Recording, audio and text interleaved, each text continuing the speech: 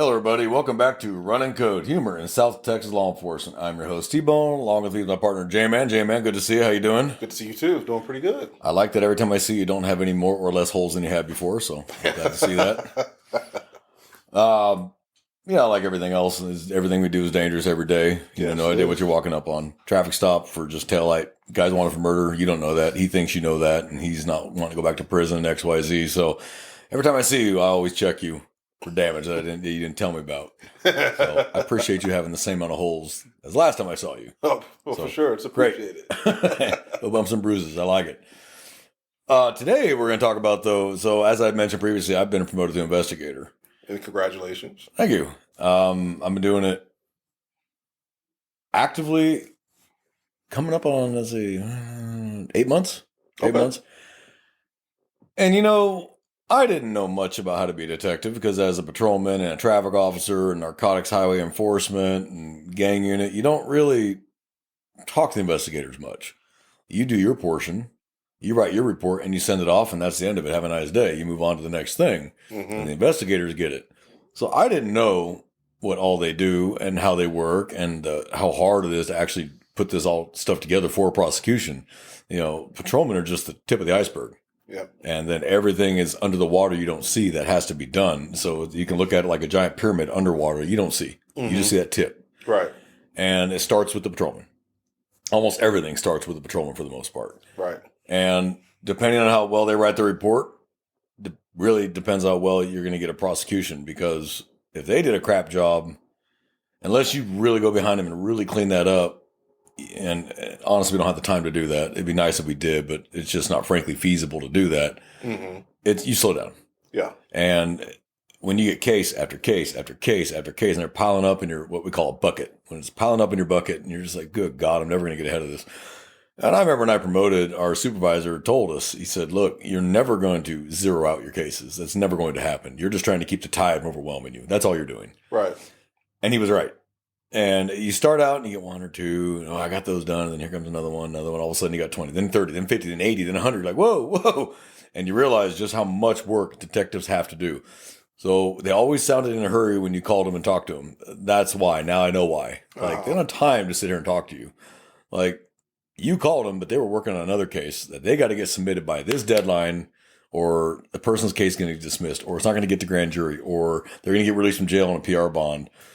And they're under a gun. They're under a lot of pressure. There's too much crime and not enough detectives. Right. So today we're going to talk about the expectations that I had because I didn't know, mm-hmm. and the realities now, and what could I have done better as a patrolman that maybe some patrolman listening to this will take to heart and help out their investigators, because it is one team, one fight. We all got to work together. Yeah. So that's kind of what I want to talk about today.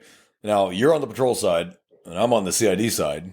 Mm-hmm. And you're not even in my agency, but detectives are detectives and patrolmen are patrolmen. Nothing really changes because the code of criminal procedure didn't change. The penal code didn't change. So my agency and CID, I guarantee your detectives are still doing in your agency the same crap. Mm-hmm. And it's just little differences.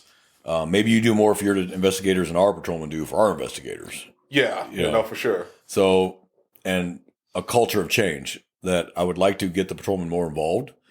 Because no one involved us. When I was a patrolman, I never got feedback from investigators, whether it was a good report, good prosecution, bad prosecution. No one ever tells you anything. Mm-hmm. And then a larger problem is when you make an arrest and it gets sent off to the DA's office, you never hear anything back, ever.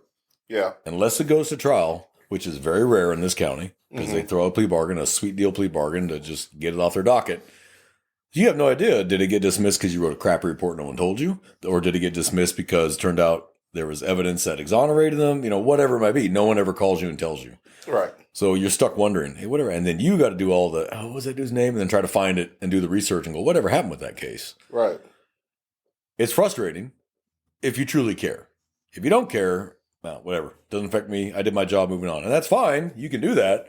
I made the arrest on probable cause. I wrote a good report. I sent it off and have a nice day. But when I was a patrolman, we never called CID. It was incredibly rare that we called detectives for anything. It's an offense, handle it. Have a nice day. Now, obviously, homicide, yeah, detectives are coming out. Or a serious, like a robbery, yeah, detectives are coming out. Right.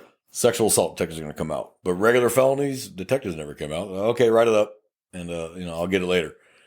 And we have kind of changed that to where now any felony offense, contact an investigator, and any family violence, contact an investigator, misdemeanor or not, contact an investigator. Makes sense. It's a two-edged sword, though. So you get a lot of patrolmen that want to jam a felony into a misdemeanor. They want to turn a misdemeanor, I should say, better phrase, they want to turn a misdemeanor into a felony. Okay. So they're sitting there telling you what you got. I'm like, well, what are you going to charge him with? Well, I'm going to charge him with aggravated assault deadly weapon. He hit him with a wiffle ball bat. That's not a deadly weapon. You don't have it. You have assault. Just assault bodily injury. That's all you got. Just take him in on that. We could have hurt him. Okay, it's a wiffle ball bat, not a baseball bat or a t-ball bat that's made of metal or wood. It's a wiffle ball bat made of plastic. You don't have aggravated assault deadly weapon. Stop trying to turn a felon or a misdemeanor into a felony to get a stat. Because honestly, at the end of the day, which I found out, because when I first became a patrolman, I thought that stats mattered. Like, you better get felony arrests. We don't care about misdemeanors. You better get felonies. And I found out later, no, it really doesn't matter. Yeah. Do your job. If the offense is there, great. Charge them accordingly and appropriately to the penal code. Now, if something comes up later, then detectives can fill in those blanks. Right. They're the ones who can decide what to do with it. Mm-hmm. We're going to make this a felony. We're going to downgrade the charge. Are we going to, they didn't catch this, and I'm going to add that. Because we have four responsibilities as peace officers. Preserve life, protect property, enforce the law, and arrest offenders. Mm-hmm. We don't have to like the law. We just have to enforce the law, and we have to enforce it equally. Right. And I've found out as an investigator that that's not quite true either. Sadly, it is really not quite true. You get some, political concerns. I can see that. I can see that happening. It's like, especially given the population of that the agency polices and responds to. I can definitely see that being an issue. Politics. It's just going to be there. Politics is always going to be there. You would like to think in law enforcement and the military that there's no politics, and that's as far from true as it gets. You still have it in both agencies.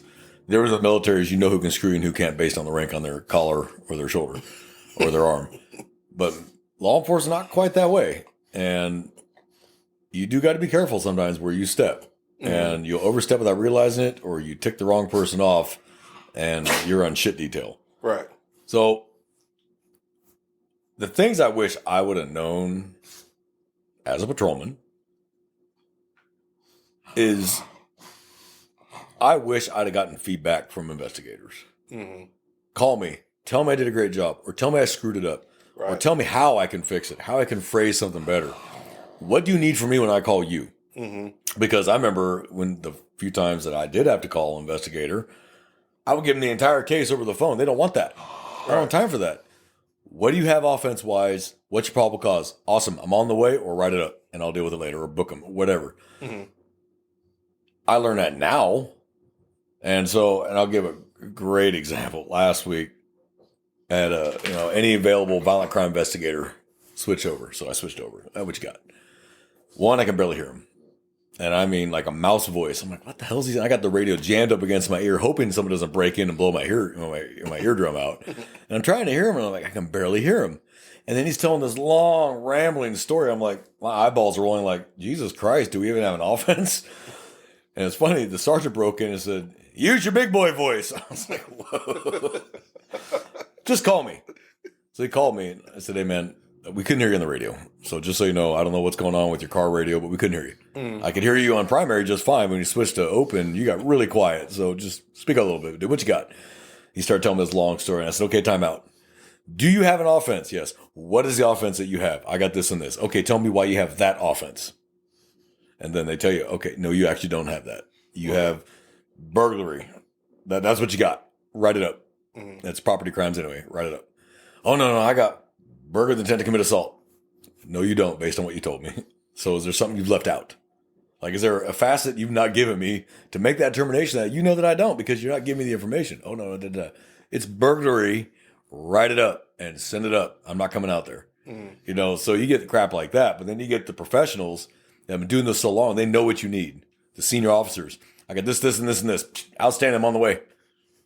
And you head out there and you show up and they've got names of witnesses, suspects, or witness statements already.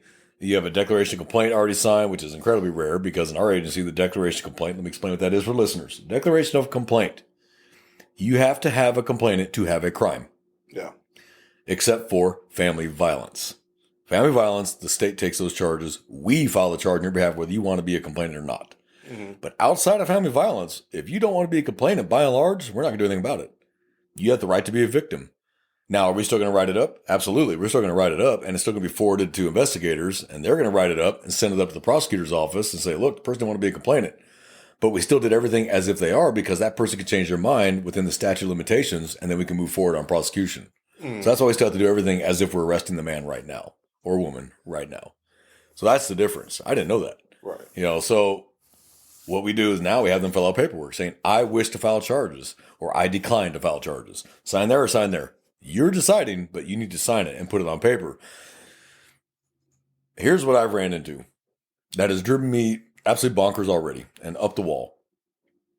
The same people that decline prosecution are the same people complaining about how high the crime rate is. Yeah, you're the reason that is. And people like you because you don't want to file charges. These criminals these days are kind of aware most people don't want to file charges and go through the process. So it just makes them bolder. They're going to just keep doing it because Right. they know you're going to be too lazy or too busy to come to court. So they're counting on that. So why don't you file charges? Let us do our job. We can put this man or woman in prison where they need to be based on the crime, or jailed based on the crime they committed, and let us do our job. Right. And then, nope, I refuse, but you guys aren't doing anything about it. I'm sitting here trying to do something about it. You won't help me. I still need your help. Help me help you. Jerry Maguire, help me help you. Yeah. Show me the money. What I mean by that is sign here, you wish to file charges, and I can move forward. And what a lot of it is, I found out talking to these people, because I always ask them, why don't you want to press charges? Like, is there something you didn't hear from me? Is there information you don't have that you don't understand? Maybe I can change your mind, or at least make you aware of the process. And 99% of the time, the answer I hear is, well, I don't know how this works. Well, great, I'll tell you. I'll explain the whole thing to you. Now you can make an educated decision based off information I gave you. Now, do you still want to press charges? After I explain the whole thing and how little involvement you actually need to have as the victim. Right. Again, the iceberg. Patrol, investigations, the prosecutor's office. There's very little that the victim actually needs to do. If they gave a good enough statement on camera, they may not even need to testify. Right. So when I explain that to them, and I tell them, this isn't going to be like a 2-week-long murder trial. It's a very short case. It'll probably be a 1-day trial, if not a 2. And you are only going to testify maybe an hour or 2 total of the whole thing. And the prosecutor's office will work with you so that because we know you have a job, we know you got lives, we understand that. But you called us. Now we're involved. You can't unring that bell and say, I don't want to deal with it now. Well, we kind of have to now. You called us. We didn't call you. You called us. So a lot of it is ignorance of how these processes work. Yeah. And trying to get people to understand from a patrolman's point of view, from a civilian's point of view, from an investigator's point of view, so we can all work together. And as a patrolman, so let me just start as a patrolman. You're a patrolman. The quality of your report and the quality of your initial investigation dictates so many things. Oh, I know. Oh, yeah. I know. If you write that super awesome, detailed, chronological, analytical report, keeping the emotion out of it, but the facts, the relevant facts, what you saw, heard, saw, smelled, felt, whatever, what the victim said, what the suspect said, what the witness said, you put all that together in a chronological package that is well written and organized, you make life 10 times easier for a detective. Now, you're probably thinking, oh, why does that matter? Because we're a team. And then when it does go to trial, you're going to testify and I'm going to testify. As the filing investigator, I'm going to testify, and you are the responding officer that's going to testify. And you're going to testify first before I am, because your probable cause started the whole thing off.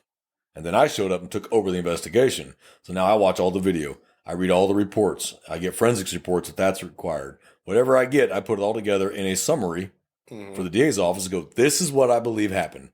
On this date, this time, officers are responded to this is what happened. And I back that up with your report, your footage, and then I back up my investigative side with my case summary, my footage from follow-on interviews of suspect witnesses and victims, all that. And then we put it together for the DA's office. And the better that package looks, and the chronological gives them ammo. So they may still offer a plea bargain, but it'll be a little stiffer. Right. Like, you may actually get offered time. Like I said, at probation, hey, we'll offer you 5 to 7. You do at least 4. Then you're out on good behavior or whatever, because of the strength and quality of this investigation. Because the defense lawyer is going to read it and go, ew, oh, they got you. Hey, you might want to come to Jesus when they offer this plea bargain. Or this is such sloppy work done by the patrolman. Doesn't matter how good the detective did. The patrolman did such a sloppy job. We'll just get him on the stand and tear his credibility down. I think, and that's it's. I started out trying to write good reports when I was a detention officer because it made like leaps and bounds. So shout out to all the good report writers. First of all, not the copy and paste. Hey, I'm gonna copy my report don't from do that. My last incident, and I'm gonna throw it on this one and change the words. I've seen that numerous of times where it's getting kicked back because they left the other person's stuff in there, and it don't make sense. Like as far as chronologically, because you're not writing it from how it happened. You're copying and pasting something that was similar to it, and then trying to change details. Stupid. Mm-hmm. The 3-line, 2-line gang that just. They don't even like taking calls, but made contact with suspect, saw crime, arrested suspect. They'll straight up tell you don't need all these details. You got to get out there and take your next call. Mind you, they're not going to get out there and take that next call. So no, they're not. Shout out to the great report writers, the good report writers that pretty much just say, I'm going to write a good report regardless of what the salty dog says or the lazy. Because he's not answering for it. You are. Young gunner, like all that. Yeah. I started off in the jail. Writing off like very good FIRs, never had problems, answered a ton of questions, and even then I got feedback from some of the lieutenants and captains that read the reports, and I would ask them about certain things like, yeah, you wrote a good FIR in comparison to other people who write FIRs, and it's just like, well, what you wrote, the page or all the detail that you put, we did not have to read all the other FIRs, especially considering how short they were and how poorly explained the detail was. Mm-hmm. So, irregardless, this is a team sport. You know what I mean? Just like T-Bone just said, if you got a good partner that can write a great report, that can answer questions if you're not such of a great report writer, or if you're working with somebody who's a slug, for lack of a better word. Pretty apropos. Yeah, you can. Your report can definitely fill in all those gaps. Yep. Because if you're going to depend on that officer, deputy, trooper, whomever, to like kind of, he'll take care of it. I'll know he or she will take care of it because they got my back. Not always true. Not always. But if you're both in the car, you both need to write a super detailed report. And so if one writes a 3-liner and the other one writes a novel, the defense lawyer is going to pull that officer and go, what'd you see? Yeah, they'll want. I don't remember. Nothing to do with the person who wrote the novel. I've seen that happen. I've seen it. I've seen that happen. And that's hard to answer for that. Because they paint you as a slug to the jury. And you'll get these defense attorneys that go, I got nothing against this officer. He's a good, hardworking officer. But today he did a horrible report. And it's like, it's a backhanded compliment. You know what I mean? Like, smack. And so he's on the stand looking dumber by the minute, which is putting credibility issues to a jury. Yeah. Jury's going, well, yeah, if he did such a crap job there, he probably does always a crap job. It may not be true. That may have just been the day that day you just weren't feeling it. The old saying, the more you sweat during writing the report, the less you'll bleed on the stand when you're being cut death by 1,000 cuts because well, you left off this and this and this and this. And you're like, ugh, yep. I should have said that. I should have said that. That's why if you can write a DWI report, there's not an offense you can't write. Oh, yeah. Because DWI, for those of us that know, those in law enforcement that have done DWI enforcement, the amount of articulation and detail you have to have for a DWI Class B misdemeanor is insane. Yep. You could write a report for an aggravated robbery that's about 2, maybe 3 pages. A good DWI is going to be like 12 to 15 pages long with all that articulation for a Class B. And that's why I ask people, man, you did a fantastic DWI report. How come you did a crappy aggravated robbery report? Why do you think that you need more articulation for the Class B than you do the major felony? Yep. Where this person is going to go to prison or walk free because based on the strength or lack of strength of your report. Right. Absolutely. So we got a couple in this agency that they write reports that are just absolutely incredible. And I mean detailed, chronological, accurate, and factual. And they are amazing. And they're so well detailed that all my questions are answered by the end of the report. I don't have to do much. Right. If they had already talked to the victim, the witness, and the suspect lawyered up, which is fine. You don't want to talk? Okay, cool. Whatever. Slam the door, walk off. If you already did all that, I don't have to come back behind you and do anything. Yep. All I'm going to do is watch the footage to make sure it matches the report, that nothing got missed, like a crucial statement that he forgot to put in there, like the suspect saying, well, I did it, but I ain't going to talk to you anyway. Well, that's kind of an important statement. Right. If it doesn't, file it and send it. Have a nice day. That's it. My job was so much easier, which means I can free up time to move on to a case that needs a little more attention, because now I got him waiting on forensics or NIBINs, which is ballistics, or serology or buccal swabs or whatever. DNA results, whatever. It frees me up to work on those things because I've got to work on multiple cases simultaneously. Best way to do it is if I've worked everything I can for this case, but I'm waiting on DNA results, now I can put that to the side, move on to this case now. And the whole trick is to stay organized. Right. And, oh, my results came in. Back to this case. It wasn't him. Dead on. It was him. Now I can finish this prosecution guide and get to the DA's office. Upon return of, DNA data, it pointed, this is the suspect, blah, blah, blah, blah, blah, blah. I believe the offense has been committed. Yak, yak, yak. Have a nice day. Yeah. Done. But when you get reports that are so horrid that you're going, what was even the probable cause for the stop? Or the probable cause, like, what we get told on the phone is very rarely what really happened. How many times you saw as a patrolman, I saw as a patrolman, what the dispatcher gets told, and then what the call taker was, well, let's back up. Call comes to the call taker first. Call taker writes it up. Then it goes to the dispatcher. Dispatcher writes it up. Then dispatches units and tells them what they have. The story gets changed by the time it gets to you on your CAD. Right. Because and funny thing, and I don't know. Like we were just having a conversation in my department as far as like what helps establish reasonable suspicion when we get dispatched for calls.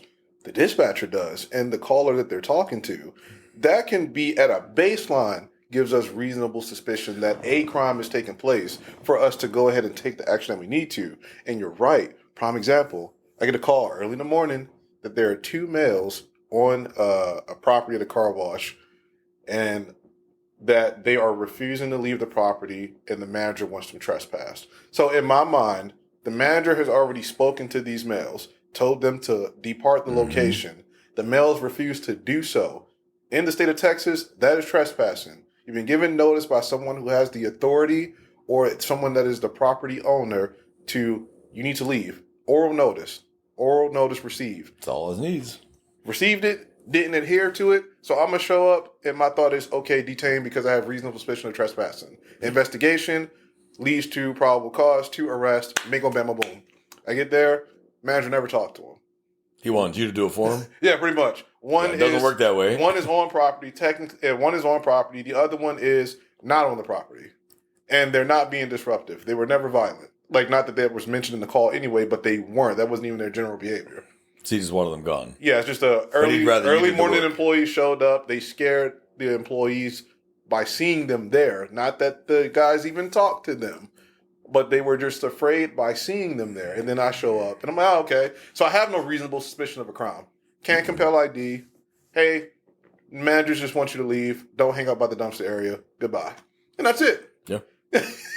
Yeah. So it's just like you said, information that sometimes call takers give the dispatchers, and maybe the dispatcher does a good job of asking follow-up questions, but they're more concerned about getting the call there because their phone's ringing off the hook. Shout out to the dispatchers, by the way. They do. Y'all do a whole lot. I couldn't do it.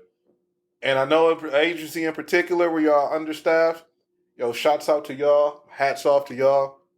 They do a bang-up job. So this is no shot or no slights at y'all. No, not at all. The sheer volume of calls they've got coming in, and they've got to get it out, and they got to prioritize it, and they can't miss anything that could get us hurt. The fact that they are able to handle that day in, day out, call in, call out, 8 hours at a time is just insane. Mm-hmm. And I love our dispatchers and call takers. Do they make mistakes? Yes, they do. They're human. We make mistakes too. Yeah. And this is why I try to develop good rapport with them and say, hey, this is information. This was crucial, and that we did need to know. Yeah.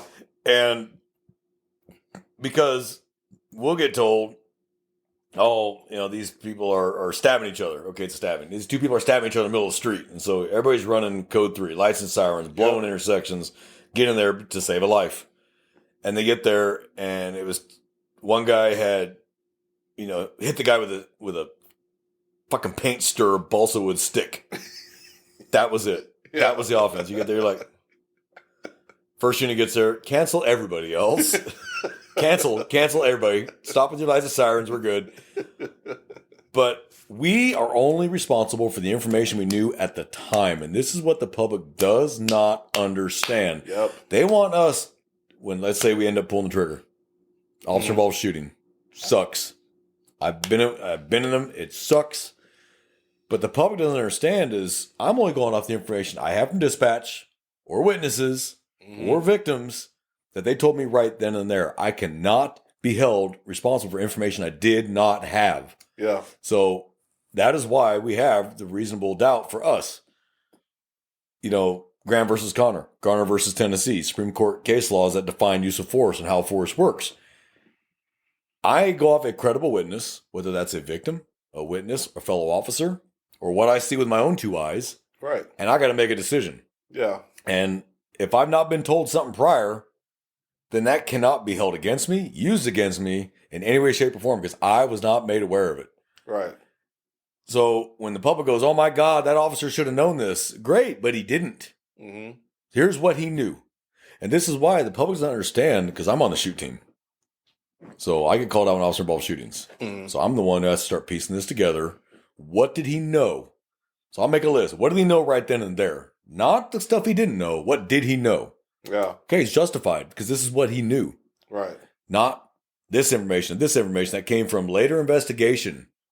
We talked to people that had never called us, didn't make us aware of this information before it even happened. So you have this information the officer knew, which is maybe this much. And then here's everything else that was found out later. Mm-hmm. Can't use it. This is what we can use right here to decide, was that a good shooting or was that a bad shooting? And the public doesn't understand that. And that's why all these bad shootings, quote unquote, bad shootings, by the time it comes around to a grand jury, and the grand jury goes, no. Well, yeah, because like you said, Graham versus Connor, 3-pronged test when it comes to establishing whether an officer's use of force is justified or not. Well, number one is going to be the severity of the crime. Yeah, severity of the crime. Severity of the crime is The information the officer had. Does the suspect pose An danger threat or imminent to- threat to the officer or others? And is the subject actively resisting or evading arrest by law enforcement? Those are the 3-pronged tests right there for Graham v. Connor.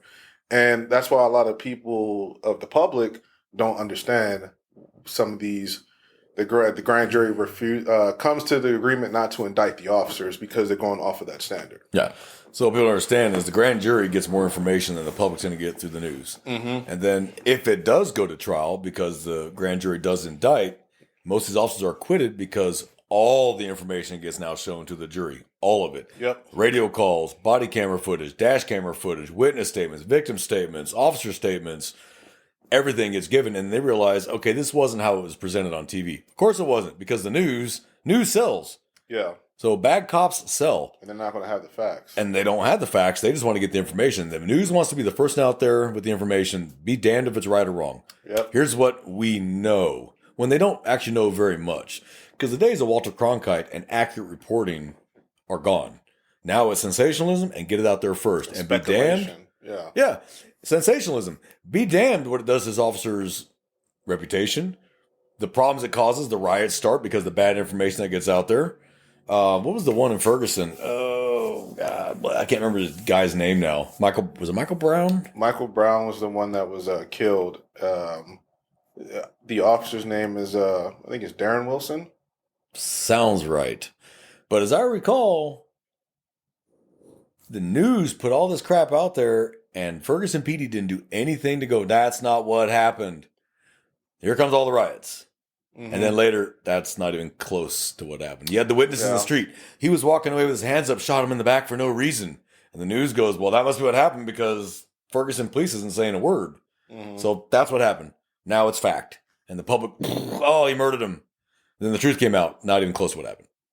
Not even close. Not even anywhere near the realm of what actually happened. Mm-hmm. George Floyd was another one, an example. And there's still stuff coming out on that post-conviction. There's so many that when the truth comes out, the public's like, oh, our bad. Sorry for destroying the town. The one thing that the Michael Brown officer involved shooting did was tell departments, you have to get information out there. The public is going to go off what the media says. Now, we're not saying divulge the whole case because obviously it's an active investigation, but you've got to give the public something or the crap's going to happen like the Summer of Love back in 20. Bad information equals riot, equals destruction of town, equals people getting hurt, officers getting hurt because nobody's willing to step and go, that's not what happened. Now, do I always agree that we need to release the video body camera footage right away? That's going to be dependent on what's going on. When it's going to be that sensational, and you know it's going to be sensational based on the demographics of the shooter or the suspect. Because and people like to say it doesn't matter, but it matters. It doesn't matter, but it matters. Mm-hmm. And it sucks that it has to be that way, that we have to take those things into consideration. But unfortunately, that's the world we live in now that we've created, that is what matters. Mm-hmm. So me as an investigator, I don't make that call independently. Believe it or not, investigators don't have a lot of leeway. We have our own supervisors. So if I want to release anything, I got to go to my supervisor and go, hey, this is what I want to release. Like, I need to put a bolo out on this suspect. How much can I release here? Mm-hmm. Now, he may say, well, how much do you think you should release? Like, what do you think would hurt you if you released it? I have a robbery that I had no choice to release everything because I have zero idea who this guy is. Okay. I can identify him. Nobody knows who he was. He was completely covered. All I could see were eyes. Literally, this is all I saw. The woman he robbed had worked that store 30 years, didn't recognize him, didn't recognize the way he walked, the way he talked. People who live in the neighborhood wanted to kick this guy's ass because they all love this sweet old lady who's worked there forever, and this dude stuck a gun in her face. Mm-hmm. So the whole neighborhood ain't hiding him. They want a piece of this guy too because she's a sweet old lady who's worked there 30 years. That's why they buy all their scratch-offs and their beer and their cigarettes, and this dude robbed her at gunpoint. But I had nothing. Mm-hmm. I had no suspects. No witnesses other than her. The camera footage was crap and garbage. Couldn't tell what kind of vehicle that they got into down the street and drove off. Mm-hmm. I had to release more than I normally would because I needed somebody to come forward and say, hey, I think I know who that is. I'm hesitant to do that, but sometimes you don't get a choice.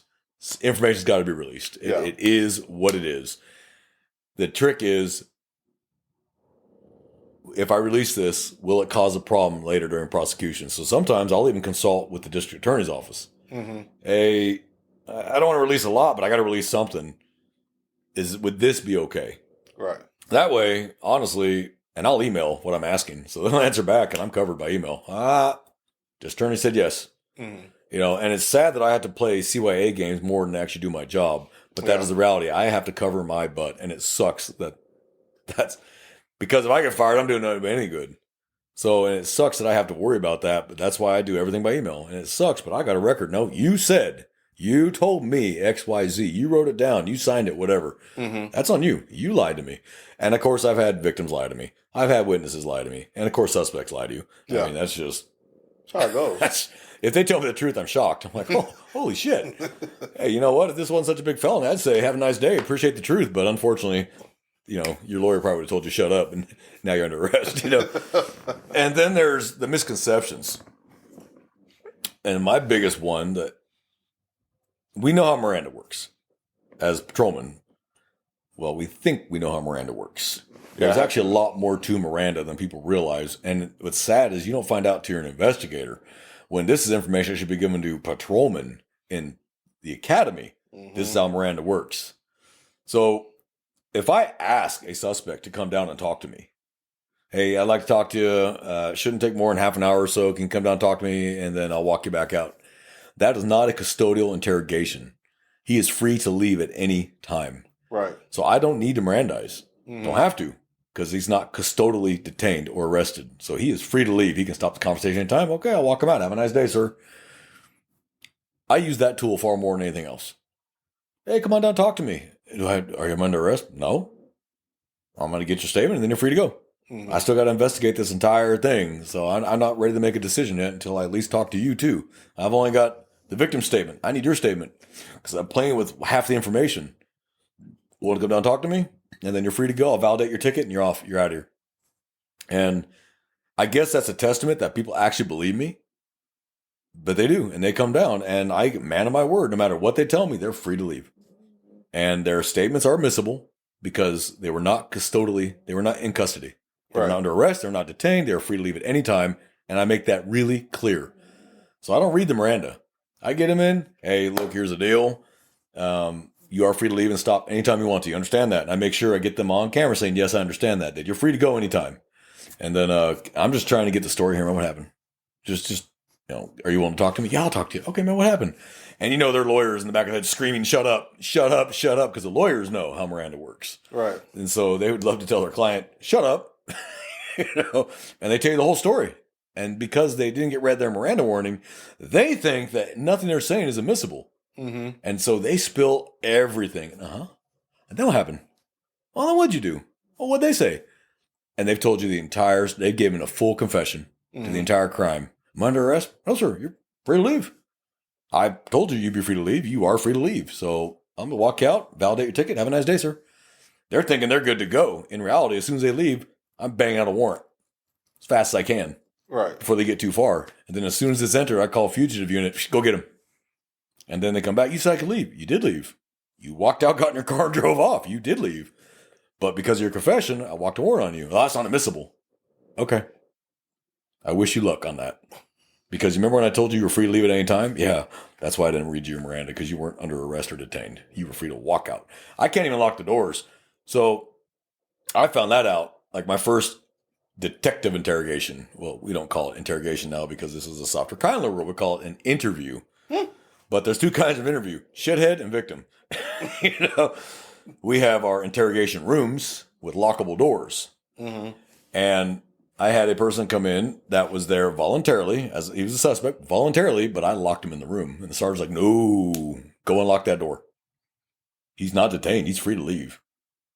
I was like, "Oh, you're right." Click. "Hey man, you good? Need a water or anything? All right, I'll be right back. I just gotta grab something." But I didn't realize that was the same thing. He's like, once you lock that door, you effectively detained him. He can't walk out. Right. He doesn't feel he's free to go now when he hears that lock throw. I was like, it's a seizure of you're his right. person. Seized him. Yeah. So you learn these things that I wish to God I'd have known as a patrolman that work like. So I got a good one experience off of that. But the only reason why is because I have like a genuine interest in like law and stuff like that. So I just choose to seek out the information on my own. Mm-hmm. But like I had a guy pulled him over for running the stop sign. And this case has been adjudicated, so I can talk about it. All right. Yeah, he pled to a deferred adjudication. Well, he ran a stop sign, and I light him up, and he instead of stopping right away, he kind of speeds up a little bit more. He pulls into a parking lot of a place he works, gets out the car, and then runs inside his place of employment. Oh yeah, I remember this one. Yeah, so of course, I got the evade and arrest and detention. Because I have the traffic violation, that's the right to detain him. So when I hook him up, I ask him immediately. I hook him up in the cuffs, and I tell him he's under arrest. And I said, "Why did you run?" And he said, "Because I have weed in the car." The statement right there, I remember I'm looking up the case status. I'm curious, where is this going to go? This is a couple months after. There was like a motion for a Lamine. Now, I never heard the term Lamine. I didn't know what a Lamine hearing was. But apparently that's like a hearing that defense attorneys file because of information that is prejudicial to their client. Mm-hmm. Meaning something that they're trying to attack the admissibility of a statement a client made because it could put their client in a bad caricature to the jury. So whatever the defense attorney's argument may be as to why his client ran from the traffic stop could have been, well, he didn't know, he was scared, he's never been pulled over by police before. If the admissible statement, "I ran because I had weed in the car," is allowed to be admissible, then the jury can say, well, no, it wasn't because he was scared, because he had weed in the car. Yeah. He may have been scared, but he mainly ran because there was weed in the car. He was scared because of the weed in the car. Because of the weed in the car. So it's like, but then it comes to, I didn't read him Miranda when I asked him the statement. Now, I should have read him Miranda, but the problem is, another thing is I didn't really know that, right? I'm just asking him a general statement. Why did you run? And this helped me kind of further study when is it appropriate for patrolmen who are investigating crimes when we get calls to use Miranda. And for me, from what I've learned from older deputies, officers, and things like that, is when you suspect a person of a crime, when you receive information from a victim and a witness that they observe this person do something, and in your mind you've established probable cause that they've committed a crime and you want to go talk to the suspect, you should probably read them Miranda. And I've done that before, And I've done it before at the patrol level and made arrest off of it because a person still agreed to talk to me. And if they said no, then I just arrested them because I had probable cause. If it was witness statements, You didn't and things need like their that. statement. Right? It just helps. And I've learned. But again, I've learned that it's helped. Like, it was harder to challenge the admissibility of the statement because I read them the Miranda warning before they decide, like, and they agreed to talk to me right after. Even like the Ray Jesta statements, I will still just read somebody the Miranda warning and ask them if they understand. Do you want to talk to me? No. But then they make statements on the way to the jail. Oh, then they're good. It's like it's even more golden. They've been admonished. Yeah, it's even more golden. Like, even before where we don't have to talk to anybody. But we they arrest. said they understood. Yeah, we don't have to talk to anybody we arrest. And if they make a statement that wasn't prompted by me or like any like creative questioning I came up with, if it was a freely a freely made statement without prompting. Miranda, it's still admissible. Mm-hmm. It's just like you said. It's just kind of like some things that I wish I was told early on, because maybe like that Lamine motion is something that could have been avoided, or the judge could have said no. They moved and from it there. wouldn't have been in the pipeline still like that much longer. Oh, it just moves into a motion to suppress. Yeah. This will not even be brought out in trial. Will not Yeah. be shown to a jury. Nothing. It's a dead statement. Yeah. Mm-hmm. And I've seen it too many times. I walk up and the patrolman is asking, they're going back and forth. The guy's admitting to shit. I'm like, did you Mirandize? No. Shut up. Mm-hmm. Hey man, hold on. Before I talk to you, I need to read you something. Hold on. And I'll read it. And we're okay. If they readmit it after I Mirandized them, the initial one will probably get suppressed. Right. But whatever he tells me post Miranda will be admissible. Mm-hmm. So if they're dumb enough to keep talking to me after I've read them their Miranda warning, then everything they tell me is admissible. Yeah. But everything they told that officer prior is not going to be admissible because he kept questioning him after he's in custody and he hadn't read a Miranda and he's admitting to a crime. Yeah. So if I can get him to readmit it all, then we're gold here. We will not be gold here. And it's just like, I didn't even realize how much of like seizures, like, and what is considered a seizure really affects like how it can play out in the courtroom. Yes. Like, if, let's say you, me, and another deputy, right? We confront somebody and you're in front, I'm on the side, and then there's another deputy on the other side. Technically, that person, and you say, hey, you're free to leave anytime. But the reason, because we surrounded him, he's not going to feel that way. No, and the court's going to probably look at like that as a seizure. Some way. And that's crazy, because anything he says to you now, and you told him, hey, you're free to go at any time, but the three of us are surrounding him, they're going to say, no, it's not admissible, because he felt like he wasn't free to leave. And he had to make the statements. Yep. It's freaking crazy because, we get in the academy, we get the base knowledge, which is good because it gives you a good starting point. But like you said, like, if an investigator came down to like speak to me about the importance of like, how like, I guess like seizures like really work and like statements and things like that, I feel like some of my earlier cases could have turned out to be actually like better, a lot more rock solid. You know what I mean? As far as like, absolutely easier for the investigator to like, investigate and take a good case to the DA's office. Yeah. Yeah. It's crazy. It's a lack of knowledge, and it's not stupidity. It's just ignorance, and ignorance, as we know, means lack of knowledge, not IQ level. It just means lack of knowledge. And the things I wish I'd have known that I learned now. There are some agencies that's in their policy you will Mirandize. Even if you arrest on a warrant solely, you will Mirandize. Right. We don't have that policy in my agency, and I don't think your agency does either. In fact, I don't think any agency in this county has that policy. Well, maybe they do. And there's nothing wrong with it. There's nothing that says you can't do it. Yeah. If they are free to leave, you don't have to, and you can just ask them anything you want to. But if you show up and they're already in cuffs, they're not free to leave. Yeah. You have to Mirandize. Right. Otherwise, you've wasted your time, because everything they tell you is going to be anything that follows what they told you is fruit of the poisonous tree. That's how simple. So everything you learn from his statements that were pre-Miranda and he was in custody are gone. Yeah. So, I hit the body here and I cut her head off and all that. Great. Everything following that is gone. Will not be shown to a jury. Will not be nothing. The whole case might have hinged on that, and it's gone because you did not do procedure correctly. But the problem is these patrolmen aren't taught that. Yeah. So they're taught to ask questions. Well, we're taught to ask questions. We're taught to be nosy. We're cops. Our job is to be nosy. Professionally, nosy. That's our job. But we're not citizens. We're cops. We are supposed to know better. Yeah. So a citizen can ask anybody anything they want to, and it's an admissible statement. They're not police officers. They Right. have no right to detain. But anybody that has a right to detain, and it's for a criminal matter, you got to be careful. So it's like the admonishment in Texas, the DIC. First sentence, you are under arrest. That's the first sentence. Yeah. So what's funny is when officers will call me, hey, I just got the DWI and I read the DIC 24. I'm like, did you read a Miranda? Well, no, I started talking to him again after that. I'm like, did you read him Miranda after you read the DIC 24? No. Then nothing you said is admissible because your first statement was you are under arrest. So, and there's been some arguments that people say, well, if you're doing a DWI investigation, you're asking self-incriminating questions. Yes and no.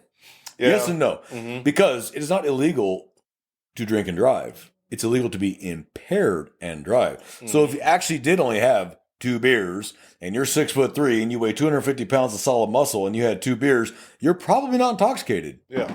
But if you are a 4'10" female who's 110 pounds and had 2 beers or 2 shots or 2 mixed drinks, you probably are intoxicated. And that's going to be based on body weight and metabolism and a whole host of other factors I'm going to get into right now. Yeah. I am an SFC instructor, but I don't got 40 hours to teach this. But you can ask those questions because you're establishing are they or are they not. Because I was a DWI officer. Every person I tested did not go to jail. Mm-hmm. It's you do your investigation like, hey man, you really only had 2? Oh, come on. How many do you really have? Okay, I had 3. You had 3. Okay, what kind of drinks? How big were they? Were they tall boys? Was it a pitcher? Was it a mixed beverage? Was it a double shot?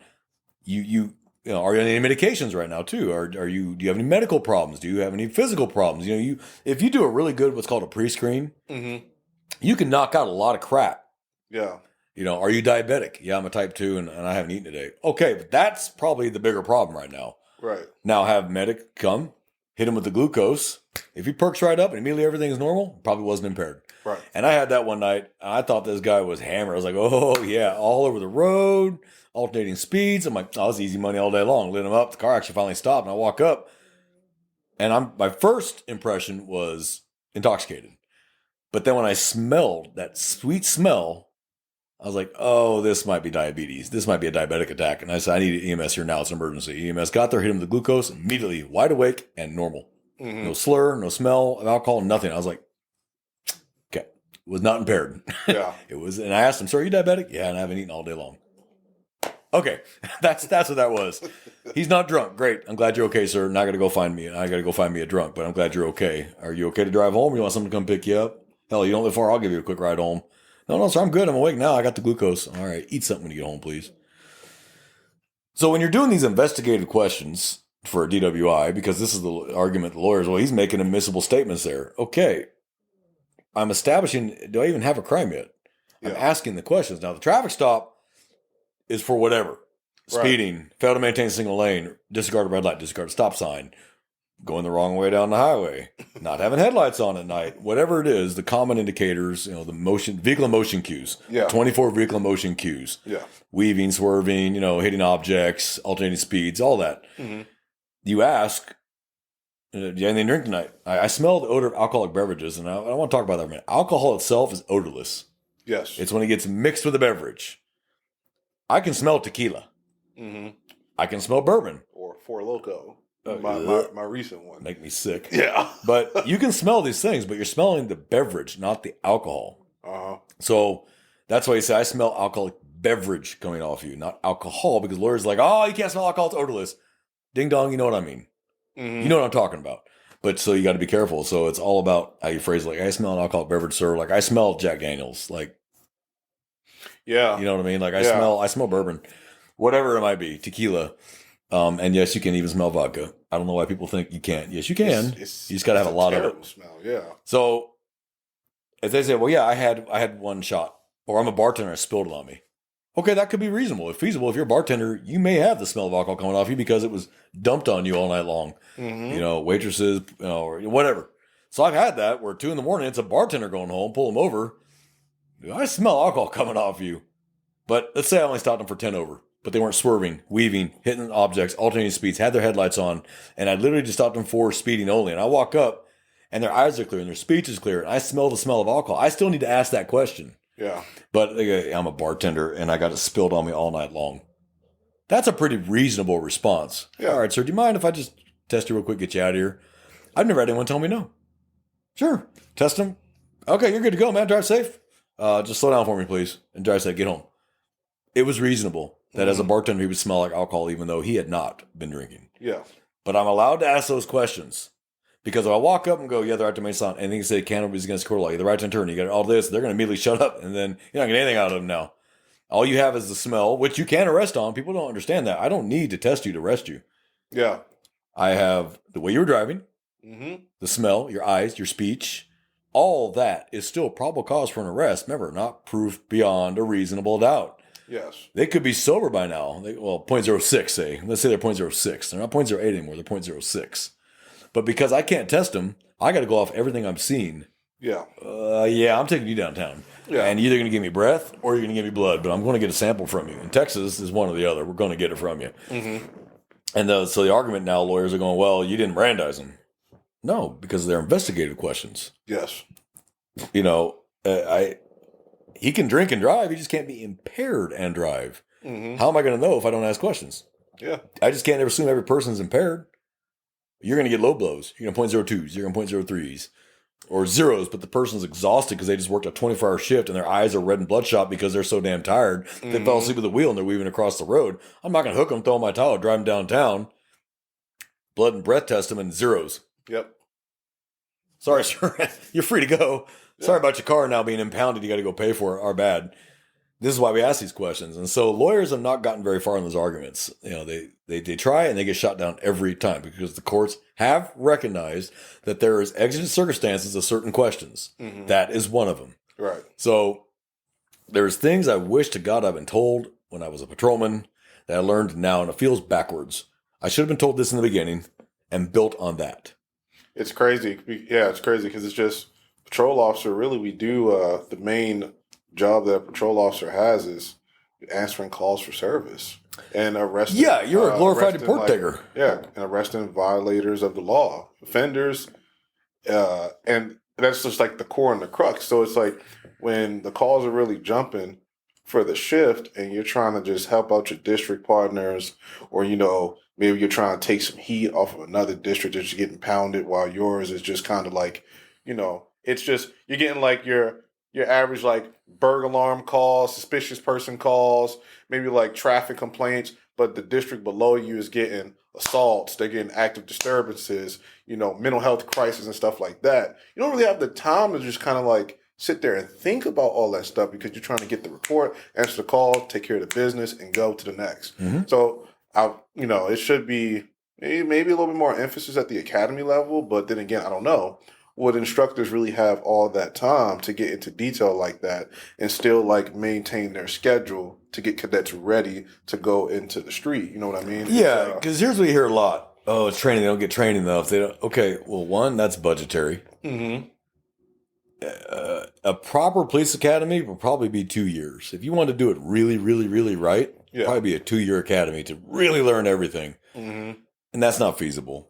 That is not financially feasible. That is not manpower feasible. It's just not feasible to do that. Right. Texas, I think, has the highest standards for peace officers in the United States in terms of hours required minimum. And they keep which increasing is the 7. hours. Yeah, but it's like I think it's a lot of hours. 770 now minimum. When I went through, I think it was 696. Yeah, I think it was 690. I think I had the same. I think it's 696 when I went through. Now it's 770 something. It keeps going up. That's why the Texas peace officer license is transferable to like 38 out of 50 states alone because of the amount of hours minimum just to be a Texas peace officer. Mm-hmm. But then you got states like Mississippi, I think it's like 240. I want to say Louisiana's like 190 or something. I mean, it's insane. California's high, but they're like 600 hours. Yeah. New York, I think, is like 600 hours. Florida's pretty up there, 6 something, but Texas has the highest. Mm-hmm. And it's still not enough.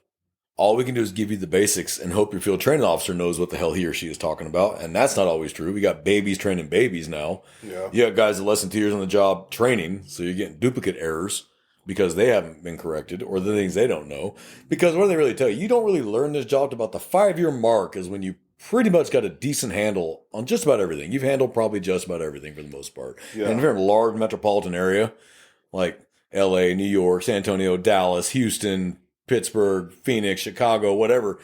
In 5 years, you've probably seen and done just about everything you're going to do for the most part. Now it's just repetition. Yeah. The crime will be the same, just the players be different. Yeah. And maybe the details. But at 2 years, there's still so many things you've not done yet and seen yet. Unless you're just in an insane area where the call volume, like maybe East LA, by 2 years, you've probably seen a lot. But if you're in bumfuck Texas, West Texas, where the population of the county is less than 10,000, in 2 years, you still have not seen enough. Yeah. You probably need a good 10 based on population and call volume. Mm-hmm. There are some counties in West Texas where the only law enforcement in the county is the trooper in the county and the sheriff and the constable. And that's it. Those are the 3 law enforcement officers in the entire county of 5,000 square miles and less than 10,000 citizens. Yeah. You're not going to get a whole lot. Mm-hmm. And a lot of it in counties like that are pretty self-reliant anyway. Yeah. When you hear from Farmer John, he already shot the guy. So by the time you get over there, it's been taken care of. He's already digging the hole. But then you get to counties like Bear, Travis, Houston, Dallas, Fort Worth, El Paso, Amarillo. Those are big cities with a lot going on. Mm-hmm. Midland, Odessa. You're going to get a lot of experience. Yeah. Rapidly. That doesn't mean you're ready to be a trainer. Yeah. Because some people can do but not teach. And that's just that simple. I mean, it doesn't make anything wrong with them. It doesn't mean they don't know what they're doing. They just don't have the ability to teach or the patience or the ability to sit there and go, you need to do this. Definitely is You patience. need to do this. You need to do this. And you got to have patience. I was a Yeah. training officer and I'd have to a couple times go, okay, this is the third time we've had this conversation today. So either you're stupid or you're just trying to piss me off. I don't know which one it is. And I remember leaving a trainee at a gas station. I was like, you know what? Get out of my Tahoe. Give me the keys. And I made him get all his equipment and get out of the Tahoe. And I drove the hell off. And I called the sergeant. I left him at the gas station. He's like, go back and get him. No, I'm going to a call. He's out of my, he's done. I can't work with this kid no more. He's dangerous. He's going to get me hurt. He's going to get me killed. He's pissing off citizens the way he talks to people. And he's not listening to me. So no, go back and get him. Okay, but I'm bringing him to the substation. You're going to deal with him. Get back in to the substation. Get out. Burn off. It takes a lot of patience to be a training officer. Mm-hmm. But you have to have the sender and the receiver. And the receiver is the trainee. But you can learn just as much from your trainees as they'll learn from you. Yeah. And I learned that as a drill sergeant. You will learn just as much from them as they will teach you. It's that open willingness to go both directions and listen. Just because someone's a new cop doesn't mean they're new to the earth. So if you get a guy who maybe came to law enforcement in his 30s, maybe say mid-30s, Yeah. he's got 17 years of adult life behind him. He's seen and done things. He's already an adult. His opinions are worth listening to. Mm-hmm. Just because he's not a cop doesn't mean he's not a person who's been around a while, had regular jobs, paid bills. So maybe he's got a breadth of knowledge about something that you don't. Right. Because he's there as a civilian. So smart FTOs, I would always sit down with my trainees and ask, what's your background? What did you do before you became a cop? And you get to a call and be like, hey, this is your world, dude. I didn't actually know anything about that. You do. I'll listen too, and I'll learn something. I didn't know that either. Nothing wrong with that. What's wrong with that? Not a thing in the world. Yeah. So investigators, we have to piece together this entire mess. What happened? Who said what? Where'd they go? Where was the evidence found? And sometimes you have to ask patrolman, did you ask this? No. Hey, did you talk to that person who was standing right there? No. You might want to go talk to him real quick to see if he said anything. And you get over to the guy and he's like, I saw everything. Mm-hmm. I got his plate number. You look at the patrolman, why didn't you talk to him? Well, when I got here, he said, fuck the police. Okay. Still make the attempt. Go, all right, sir. Appreciate you. NWA. But did you see anything? Yeah, I saw it all. That's probably someone we want to talk to. Yeah, I got the plate number. I just want to tell you because you're a bitch-ass pig. Great. We can follow up later. Hey, sir, I understand you don't like the cops, and that's fine, and I get that. Hey, it is what it is. However, there's a victim that got hurt, and can you help me out and give me the information you got? You don't got to like me, but there's an innocent person that got hurt. That works a lot, actually, because, hey, I get you don't like me, but do you dislike her or him? No? Well, then help them out, not me. Help them. Mm-hmm. Okay, I'll tell you. But the patrolman didn't go talk to him because he said, fuck the police. That doesn't mean he didn't see the whole damn thing and got the plate number, or maybe even knows the guy. Because he said, fuck the police. Who cares if he hates the cops? That's not your business if he hates or dislikes or loves cops. That's not your problem. Yeah. Your responsibility is gather information So yeah, as a detective, it's very frustrating sometimes. You're like, oh god damn it, that was a missed opportunity. I think like good detectives that I've seen like kind of at work, like they're real. They have real good people skills. Like You have to. even if it's just what they can consider like no nonsense, very by the book. Hey, that guy's a dick, but people respect the honesty. You're not being fake. So I think a lot of like some really good investigators I've seen, they're just real to who they are as a person. It's not finesse. Well, not so much finesse. It just doesn't seem like it's just like you're talking to a con person. Yeah, you Yeah. have to be real with people. People recognize bullshit. They recognize they're being conned. They recognize they're being patronized, and they don't like that. And they tend to respond negatively to that. Yeah. So you have to be off the top. And I am right from the front. Hey, look, man, here's the deal. Here's what I've got. And I'm telling you what I was told. Now, you have the right not to tell me anything, or you can tell me anything you want to, but this is what I'm being told. Okay? And I'm not going to lie to you because I don't need to. Okay? All I ask is you either tell me the truth or don't speak to me, but don't lie to me. Okay, because I'm doing you the same courtesy by talking to you man to man or woman, adult to adult, whatever. And I'm giving you the truth. Do the same in return. Don't speak to me. Please don't lie to me. And that actually goes a lot further. You're Yeah. like, all right, sir. I mean, they'll try to hedge lie in there every now and then. And what I learned, it was the hardest thing for me to learn, was I came with from the DWI world and the patrol world and narcotics world is, hey, what happened? Da da da da da da. Very direct, and that puts people off. Yeah. As a detective, you got to learn to really dial that back. Go, I get it. I understand. I understand your anger today, sir. I get it. I'm just trying to get information. Can you help me out? Talk to me, and I'll try to help you out. I can't make any promises for the district attorney, but I can try to help you out. What do you got? Mm-hmm. All right, sir. This is what happened. I was mad. I was frustrated. Okay, man. I get it. You're human. Totally understand. You're a person. I'm not going to treat you like an asshole. You're a person. And I've had the biggest turds in interview, and I talk to them like a person.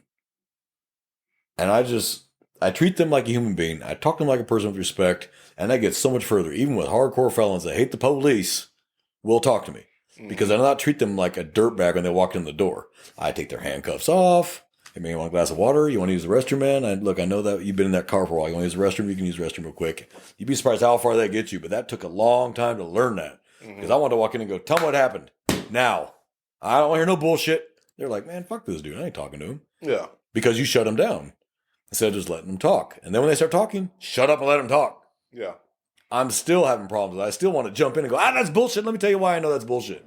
Just let them talk. Yeah.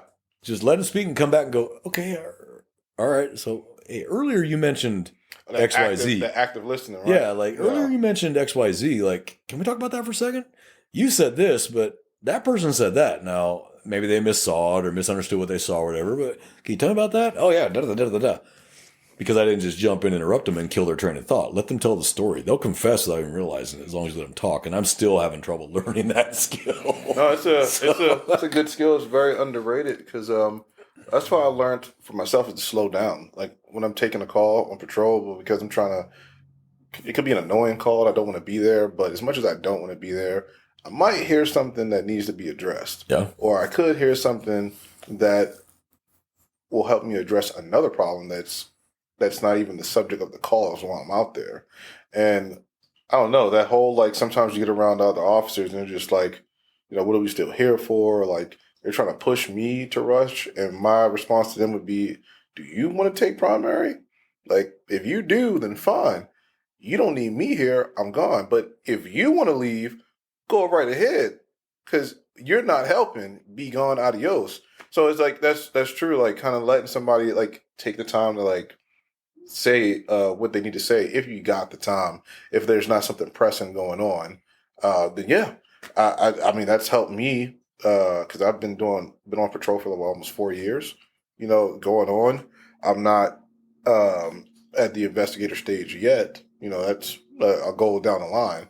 But it's helped me out instead of me just trying to like be super quick with the stuff and I'm missing things. And then, like you said, investigators calling me, asking me questions that I just didn't even think about asking or I didn't even ask, but because I'm rushing. So it's a poor interview, which leads to a poor report. Yep. And it goes back to the whole thing about bad reports getting sent up the chain and like, and it goes to the DA's office and they're just like, well, sorry about that. And it's it. It's done. Yep. So slow is smooth and smooth is fast. And as cops, we come out of the academy with I want just the facts. Talk to me. I don't have time for your bullshit. Active listening, it takes a long time to learn. And it's even harder to put into place when you have that kind of mentality. Not saying that makes you a bad cop or a bad person. Yeah. But active listening is such a vital skill for any law enforcement officer, whether they're a patrolman, a detective, a sergeant, lieutenant, a captain, doesn't matter whether you're talking to your own people or you're talking to suspects, victims, or witnesses. Active listening. And when a person feels like they're being listened to, they will tell you more. Yeah. They will talk to you and be like, yeah, this is what actually happened and it hurt my feelings or whatever. Whatever the case may be. And it could be bullshit. But if you treat them human, they remember that. Yeah. And they may come back later and go, I got some information. I remember that you were respectful to me and I know who the guy is that you're looking for. Great. Who is he? Because of how you treated them. Yeah. Not only that, but if you treat someone like shit and you verbally berate them or put them down or abuse them or whatever, that could be put the next cop they deal with in danger. Yeah. No, really. Because they remember really all this. Hey, now I'm against every single cop. The next one, I'm going to punch in the fucking mouth because of the way that last one talked to me. And here comes the nice officer who gets slugged in the mouth. Like, hey, what'd I do? Yeah. So, turds know when they're turds. They know they've done something wrong, but they also know they're human. And if you talk to them like they're human, regardless of what they've done, they will respond for the most part in kind. Now, you get your exceptions that they don't matter. Yeah, That's fine. You do your job. But for the most part, these people will talk to you. You treat them like they're human, dust them off. I don't know how many times I've had uses of force where I brawled this dude. It's done. They're in cuffs. I dust them off, let them have a cigarette, give them some water, and they will start talking to you. It ain't personal. I treat them human. Yeah, they lost the fight, but I didn't treat them like crap afterwards, call them names, kick them when they're on the ground, scream at them. There was no point to that. Why did I need to do that? It's over. It's done. Now treat them like a human being. Get him medical care, get him a cigarette. And there was the one guy, this is long adjudicated. I've been after him for forever for car theft and evading. And I've chased him. I don't know how many times I've actually pursued this guy in a car with stolen cars. He's a known car thief. And the last time I got a hold of him, we ended up brawling. And it was a good one. And I had troopers coming to back me up and deputies coming to back me up. I mean, the fight's on. But I get him into custody. But I didn't treat him like crap. Hey, man, you want a cigarette? Yeah, can I have one? Yeah. I put his cuffs in the front. Here you go, man. Lit a cigarette. Want some water? Hey, can I get some water? Here you go, man. Here's some water. He started calming down. I said, man, you good? That was a hell of a fight, man. Shit, man, I've been after you for a while, dude. How you been? How's your mama doing? I talked to him like a human being. Guess what he did? He gave me so much information on who's stealing cars. He told me, oh, this guy, he's got a stolen car in there right now. Oh, no shit. I called auto theft. Hey, you might want to come talk to this guy, because I treated him like a human being. Yeah. He understood that the fight was lost. It is what it is. He made his best effort and he didn't make it that day. But if I'd have been like, you're a cocksucker, an asshole, and kicked him on the ground and shut the fuck up, probably wouldn't have got a whole lot out of him. Yeah. As a result, I run into him every now and then, and he's nothing but polite with me. Yeah. I mean, I run him to see if Oh, yeah. he's got warrants. But I talked to him at his house once, and I was the only one he would talk to. He had 3 active felony warrants. We get to the house. I get there. We'll just call him Juan. We'll just call him Juan. Hey, Juan, come on out here and talk to me. Is that you? Yeah, it's me. All right, I will talk to you only. That's cool, brother. Come on out. Just keep your hands so you can see him. And he came right out and I cuffed him. Because I developed that rapport with him. Yeah. And the other officer, I'm like, y'all can go now. You're good. He ain't gonna do nothing. He's fine. And I gave him a cigarette and I asked some questions. And I said, look, man, yours is what it is, but I'm looking for this guy.